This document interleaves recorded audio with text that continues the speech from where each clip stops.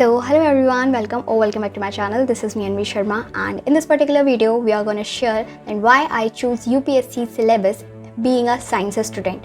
Class 12 तक basically देखा जाए तो मेरा साइंस रहा। इसके बाद मैंने टिल्ट कर लिया खुद को यूपीएससी की तरफ। तो इसके पीछे मेरे कुछ रीजंस थे, कुछ मेरे पर्सनल रीजंस भी थे और कुछ प्रोफेशनल रीजंस भी थे।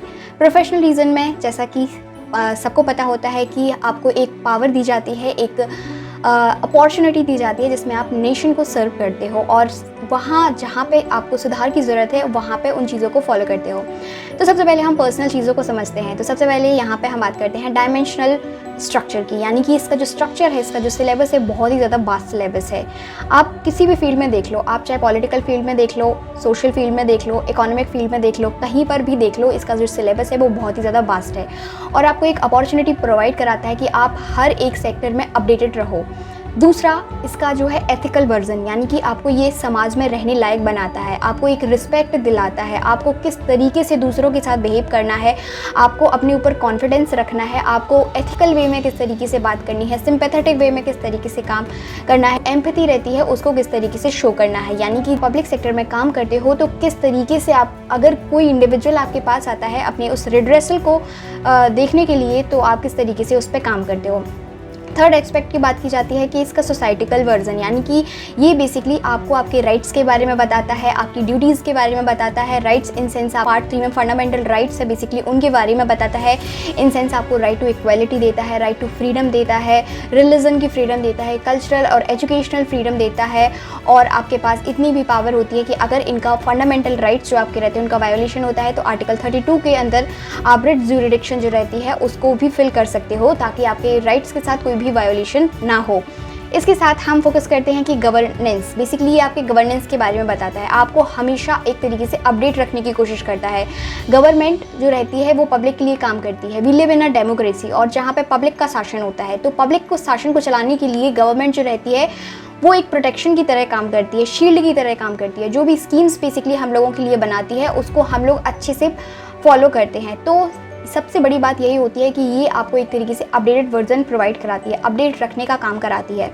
इसके बाद में हम बात करते हैं स्किल बेस्ड एजुकेशन, यानी कि वो एक स्किल बेस्ड एजुकेशन प्रोवाइड कराती है। Skill based education in sense कि आपको हर एक सेक्टर में पढ़ाई करना पड़ती है, क्योंकि इसका सिलेबस जो रहता है वो बहुत ही ज़्यादा वास्ट रहता है। इन सेंस आपको बहुत ही ज़्यादा चीज़ें कवर करनी पड़ती हैं। आपको इंटरनेशनल लेवल पर चीज़ें को कवर करना पड़ता है, आपको पॉलिटिक्स पढ़नी पड़ती है, आपको इकोनॉमिक, आपको जो फाइनेंशियल कंडीशंस किस तरीके से वर्क करती है, हमारी सोसाइटी किस तरीके से काम करती है, हर एक चीज़ आपको इसमें पढ़नी पड़ती है। यानी कि आपकी जो क्रिटिकल थिंकिंग एक तरीके से रहती है उसको बहुत ही ज़्यादा बूस्ट करने में काम आती है। हमारा जो माइंडसेट रहता है, हमारा जो दूसरे को काम करने का तरीका रहता है, उसमें भी ये बहुत ज़्यादा हेल्पफुल रहती है। साथ ही स्किल बेस्ड एजुकेशन इसीलिए कहा जाता है इसको क्योंकि इसका जो सिलेबस होता है वो इतना ज़्यादा डायमेंशनल होता है कि अगर आप किसी भी फील्ड में इसके रिगार्डिंग जॉब अपॉर्चुनिटी देखने के लिए जाते हो तो ऐसी बहुत सारी फील्ड्स होती हैं जहाँ पर आप सिर्फ यूपीएससी के सिलेबस के थ्रू ही अपनी जो जॉब है वो ले सकते हो। चाहे आप IT सेक्टर की बात करो, क्योंकि यहाँ पे साइंस एंड टेक्नोलॉजी का भी बेसिकली पोर्शन जो है कवर किया जाता है। चाहे आप फिर डॉक्टर्स लेवल पे बात करो तो यहाँ पे आपका साइंस का जो सिलेबस रहता है, जो बायोलॉजी वाला पोर्शन रहता है, वो भी कवर कराया जाता है। तो इसका जो सिलेबस है वो बहुत ज़्यादा वास्ट है, बहुत ज़्यादा डायमेंशनल है, इसीलिए I like to choose the UPSC syllabus. इसके बाद हम बात करते हैं कि आपको हर एक फील्ड में अपडेट रखने का काम करती है, यानी कि हमारे समाज में, हमारी सोसाइटी में, हमारे नेशनल लेवल पे, इवन इंटरनेशनल लेवल पे क्या क्या प्रोसेस चल रही है उसको भी एक तरीके से अपडेट रखने की कोशिश करता है। इसके बाद ही जब मैं बात करती हूँ प्रोफेशनल लेवल पे कि वाई आई चूज़ दिस, तो ये एक तरीके से आपको पावर और अपॉर्चुनिटी प्रोवाइड कराता है, जिसमें बेसिकली आप काम कर सकते हो आपकी सोसाइटी के लिए, जहाँ पे आपका जो वल्नरेबल सेक्शन रहता है, जो डिसेबल सेक्शन रहता है, जिसमें आपके ट्रांसजेंडर कवर किए जाते हैं, शेड्यूल कास्ट कवर की जाती हैं, शेड्यूल ट्राइब्स कवर की जाती हैं, जो एक सेक्शन मार्जिनलाइज्ड सेक्शन है, जो वल्नरेबल सेक्शन है, जो हमारी सोसाइटी से अलग हो चुका है, उसको एक तरीके से यूनाइट करने की यहाँ पे बात की जाती है। आपके पास इतनी पावर होती है कि आप उनके लिए रूल्स बना सकते हो, रेगुलेट कर सकते हो उनकी चीज़ों को, और उनके जो राइट्स रहते हैं उनको प्रोटेक्ट कर सकते हो। इवन आप समाज में उनको लाने के लिए रिजर्वेशन जैसी जो प्रोसेस रहती है वो भी चलाई जाती है। तो एक तरीके से आपका जो वल्नरेबल सेक्शन रहता है उसके अपलिफ्टमेंट के लिए बेसिकली आपका डिस्ट्रिक्ट मजिस्ट्रेट होना या फिर ये जो पब्लिक एडमिनिस्ट्रेशन रहता है उसमें आना एक बहुत ही ज़्यादा बड़ी बात होती है। साथ ही आपके कुछ सोशल इश्यूज़ रहते हैं, फॉर एग्जांपल एक डिस्ट्रिक्ट मजिस्ट्रेट का काम होता है कि उसके एरिया में उसका एडमिनिस्ट्रेशन है वो किस तरीके से चल रहा हो, चाहे फिर वह लॉ एंड ऑर्डर से रिलेटेड हो या फिर आपकी सोसाइटी से रिलेटेड हो। सोसाइटी में बेसिकली जैसे आपका एजुकेशनल सेक्टर है, हेल्थ सेक्टर है, इंफ्रास्ट्रक्चर सेक्टर है, वो सारी चीज़ें यहाँ पे कवर की जाती हैं। एजुकेशन में इन सेंस कि आपका एजुकेशन में किस तरीके से एनरोलमेंट रेशियो है उसको इंक्रीज़ किया जा सकता है, जो प्रोडक्टिविटी है बच्चों की वो कैसे बढ़ाई जा सकती है, जो क्वालिटी एजुकेशन है उस पर किस तरीके से काम किया जाता है, स्किल डेवलपमेंट पे किस तरीके से काम किया जा सकता है थ्रू द एजुकेशन पॉलिसी।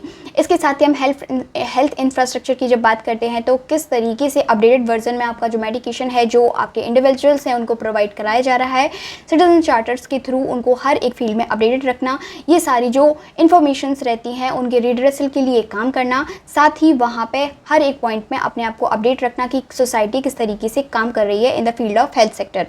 इसके साथ ही हम इंफ्रास्ट्रक्चर पे बात करते हैं कि वहाँ का जो इंडस्ट्रीज़ हैं, वहाँ पे जो इकोनॉमिक ग्रोथ है उसको किस तरीके से बूस्ट किया जा सकता है। तो यही कुछ टर्म्स होते हैं जो कि एक जो डिस्ट्रिक्ट मजिस्ट्रेट रहता है उसको फॉलो करने पड़ते हैं, यानी कि उसकी डिस्ट्रिक्ट को किस तरीके से डेवलप्ड डिस्ट्रिक्ट में जिससे आपकी जो इकोनॉमिक ग्रोथ हो, आपका जो इकोनॉमिक डेवलपमेंट हो उसको बूस्ट किया जा सके।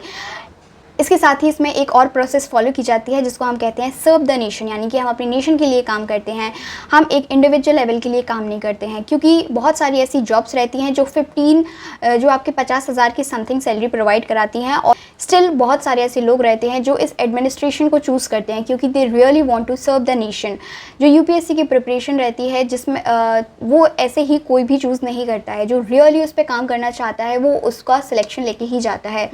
तो कुछ प्रोफेशनल रीजंस थे और कुछ पर्सनल रीजंस थे, तो यही मेरे कुछ रीजंस थे जिसके लिए आई चूज़ द यूपीएससी, क्योंकि मुझे अपडेटेड रहना लाइफ में बहुत ज़्यादा पसंद है, अपनी लाइफ में एक तरीके से क्रिएटिव रहना बहुत ज़्यादा पसंद है, कंसिस्टेंट रहना बहुत ज़्यादा पसंद है, और हर एक चीज़ को घूमना, ट्रेवल करना, एक्सप्लोर करना, जानना, उसको एवेल्युएट करना, और समाज में किस तरीके से काम चल रहा है और ऐसे क्या क्या चेंजेस हैं जो समाज में होने चाहिए, इन सारी चीज़ों में मुझे बचपन से ही बहुत लगाव है। तो so that's why I have chosen the UPSC syllabus. So I hope आप लोगों को वीडियो अच्छी लगी होगी। Thank you so much, love you all.